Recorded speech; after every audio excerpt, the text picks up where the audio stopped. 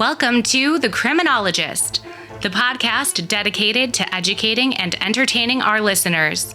We bring you subject matter experts from around the world and share the latest and greatest evidence-based practices and interventions to help individuals desist from a life of crime and delinquency. This podcast avoids stereotypes and biases in favor of the lived experiences of those we can best learn from. Now, please welcome the host of The Criminologist, Joseph Arvidsson. Hello, and welcome to episode 133 of The Criminologist podcast. Happy to have you all with us today. Brian Lovins and Ioan Durnescu are no strangers to some of you, but should be household names to you if you're in the corrections profession. I have had both of these gentlemen on the show as guests in the past. I encourage you to go back and check out their episodes. In fact, I have embedded those previous installment links right in the description of today's show, so you can simply go back and click on those links to catch up. But today, I want to focus on two things in particular that have been bouncing around my head lately. First, I want to highlight the work that Brian has done as to the role of the probation officer evolving from that of the traditional role around surveillance and compliance with court-ordered conditions to a role more reflective of the themes of this podcast. Or, as Brian Lovins puts it, from that of referee to that of coach. To be fair, this concept was initially laid out in a paper that Brian published along with Francis Cullen, the late Ed Latessa, and Cheryl Johnson. Again, I will leave a link for that great paper as well in the show notes of this episode. In short, they view the traditional role of the PO as being that of a referee. Let's go ahead then and work through this analogy. If viewing their role as that of a referee, the main job function of the probation officer is all around procedural justice. That is, applying the rules enforced by the court or perhaps from the Department of Corrections as a releasing authority. And their response to a rule infraction is, as does the referee, to blow the whistle and apply the penalty, which would manifest itself as a probation or parole violation being filed. As far as their knowledge of the client, it's really all about knowing if the client is following the rules or not. And what about their relationship with the client? Well, through this referee lens, it's impersonal, right? They are the authority figure who imposes sanctions. And regarding any feedback to the client, it comes in the shape of warnings and sanctions and revocations of release or probation. Professional expertise is really defined as knowing and applying the rules equitably. And what about the organizational culture if a probation officer is seeing themselves as the referee? Well, needless to say, it's all about control. And the organizational goal, efficiency and equity. Now let's spin this lens around and see how that probation officer role could be viewed if they saw themselves as the coach rather than the referee. What would their main job function be? Well, as the coach, your main job function is to win. So what does winning look like? Winning looks like making behavioral change and improved conduct. Simply put, lowering recidivism. What about a response to a rule infraction? The coach would respond by attempting to learn from those mistakes and address them through accountability and education. What about their knowledge of the client? Well, as the coach, they would know the client's deficits, primarily their criminogenic needs, those deficits that need to be improved, and also strengths that can be built on, much like a coach does with players. What about the relationship with the client? As opposed to being the authority figure, as a coach, their relationship would be supportive and trustworthy. Warm but restrictive, you might say. As to giving feedback to the client, rather than doing this through warnings and sanctions and revocations, they would do it through training and encouragement. Be all about skill development so as to perform more successfully. And what about professional expertise? Well, as the coach, this would be all about those core correctional practices, core correctional skills. As to the organizational culture, it would shift from that of control under the referee mindset to that of human services.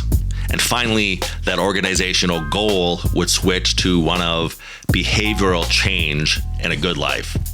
I encourage all of you to read this paper. It was entitled Probation Officer as a Coach, Building a New Professional Identity, actually published in Federal Probation Journal back in June of 2018.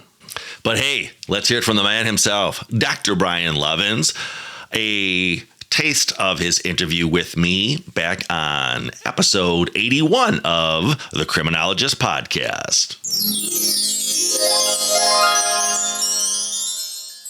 The way that probation and parole have been operationalized over the course of especially the last 30 years with the get tough on crime kind of movement is that when you boil it down, conditions are set, or probation rules or parole rules, however you want to look at them, they're set. The officer from day one starts looking for failure of them, recording it, and ultimately reporting it out.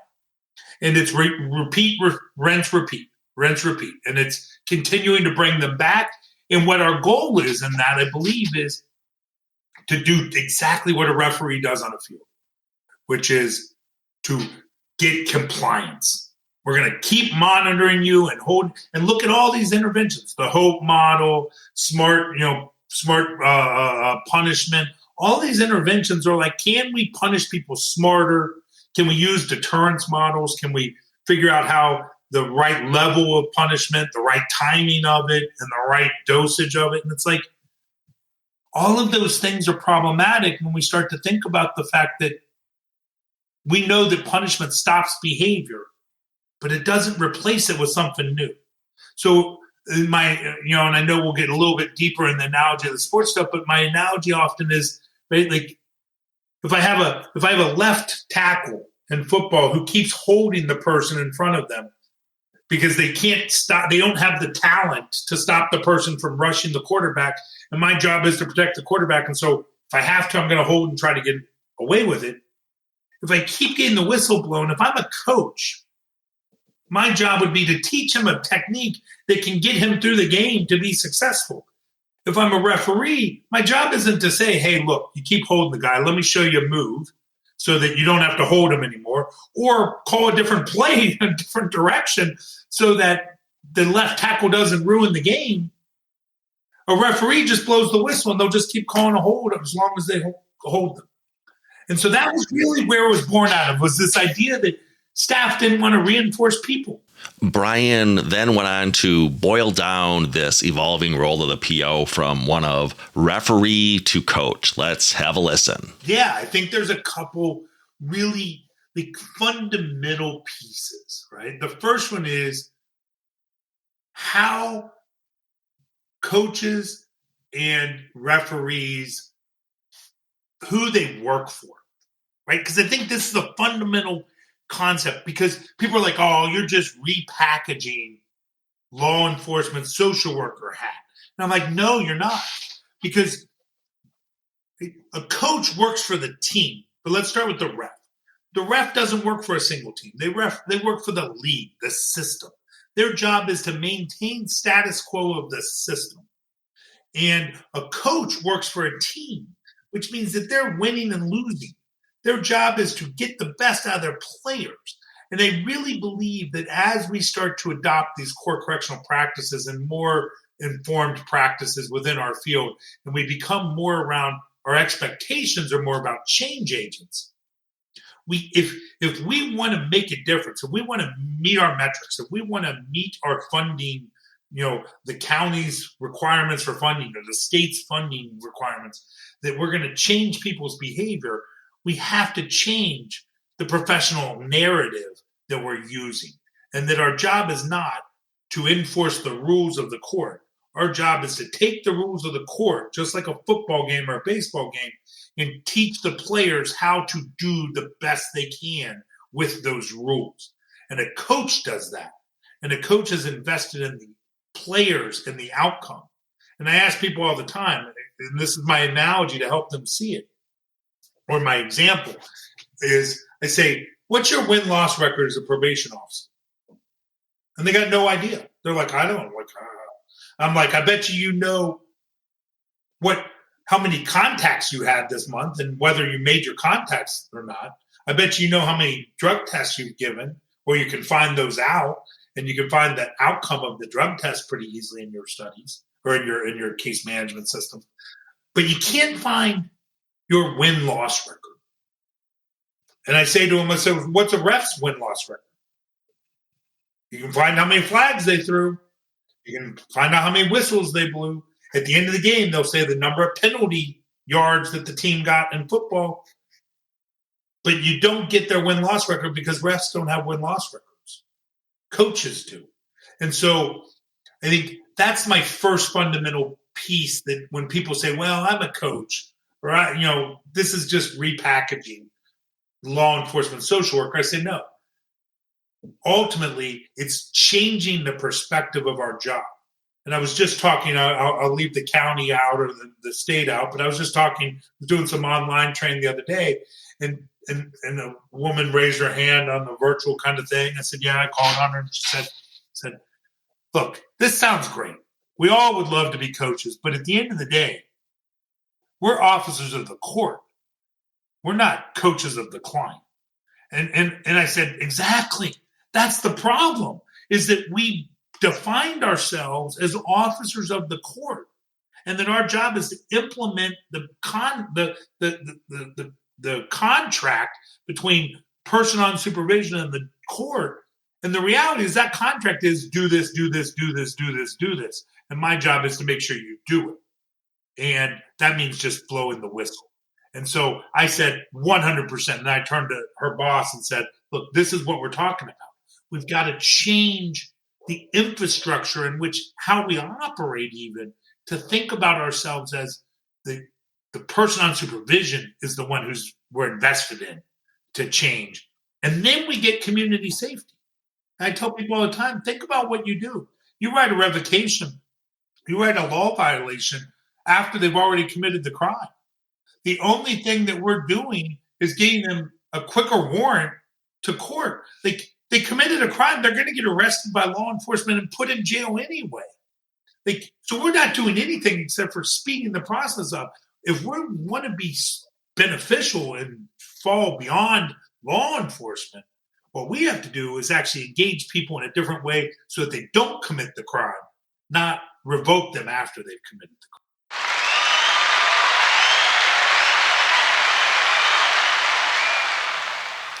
And that's really the training that I do when I train individuals really around the world, is to embrace this mindset of being that of a coach towards your clients, and not the referee who's all about looking for infractions of behavior and addressing those.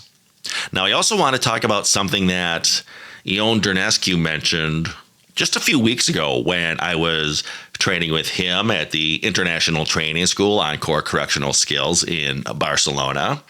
At one point, Ioan mentioned to us all that we really, as professionals, need to be more open to coaching and skill development, and also really looking at the data and our outcomes as part of a process improvement mindset. he gave a great analogy which has been resonating with me ever since. He pointed out that decades ago, plane crashes were a lot more prevalent than they are these days. I took the time to look it up and did indeed confirm that the 1970s were our deadliest decade when it came to plane crashes. That decade alone, there were 3,133 plane crashes, resulting in a little over 24,000 fatalities. If we examine the decade from 2010 until 2020, we see great improvements in the number of both crashes and fatalities. In comparison to the 1970s, the number of crashes dropped by about 60%, and fatalities dropped by about 67%. Professor Durnescu's point was, we don't have that frequency of airline tragedies these days, in that when a plane does crash, we leave no stone unturned solving the mystery of why that aircraft dropped out of the sky. Everything from locating and listening to the data on the black box flight recorder to tirelessly examining crash debris to determine the cause of that crash. And once the root cause is discovered, we work tirelessly to work on addressing those issues so that they do not happen again. And that is why the aviation industry has done such a good job of reducing the number of airline crashes. Well, I began combining the themes of Brian around probation officers behaving more like a coach and less like a referee, with those of Ioan concerning probation violations and working tirelessly to determine the cause of that failure.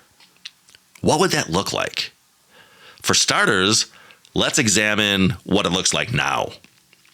After a probation revocation hearing, one that results in a term of supervision being revoked and that client being sent back to prison, do we view that as a plane crash? That is to say, how many probation officers don't necessarily consider that a failure as opposed to job well done? I successfully detected a technical violation in the community, acted as a referee, threw the flag, filed a probation violation report, brought it back to the attention of the judge, and supervision was revoked.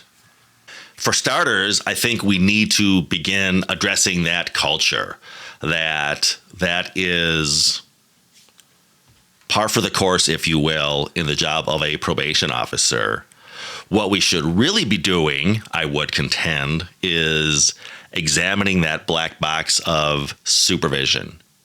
Going back and looking at every interaction and decision that probation officer made in an attempt to figure out how that client's trajectory could have more successfully been altered to allow them to desist from crime, as opposed to, I made these choices, and in the end, probation was revoked. What would that look like? Let's just use our imaginations. Probation officer returns to the office after a probation violation hearing and goes through their chronological case notes and starts asking themselves, what could I have done differently to coach this person better, to get a win, if you will, rather than a loss? Could I have used more cognitive behavioral interventions? Was there an opportunity here to address that client's identity transformation, to build their human capital, to build their social capital, rather than simply saying, job well done, there was an infraction committed, and I threw the flag and did my job? Back after a quick word from our friends at Criminologist. Tired of those pesky risk factors? Fed up with those nagging periods of reoffending? Just can't seem to keep on the straight and narrow? Then try Criminologist. Criminologist is our patented repellent against criminogenic need. Criminologist is effective against the risk factors of delinquent past, dysfunctional family relationships, substance misuse, lack of pro-social leisure activities, deficits around education and employment, negative peers, pro-criminal attitude, and a history of antisocial personality pattern. Simply apply Criminologist at the onset of delinquent behavior or when actuarial risk assessment warrants application.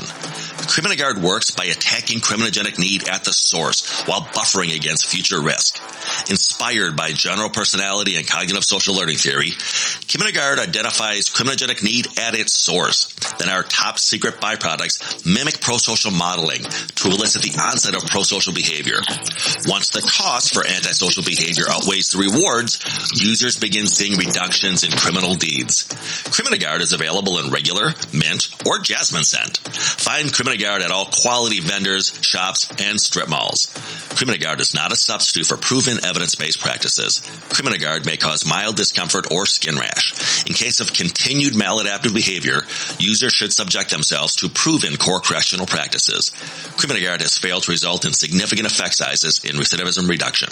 Buyer beware, not sold in Canada.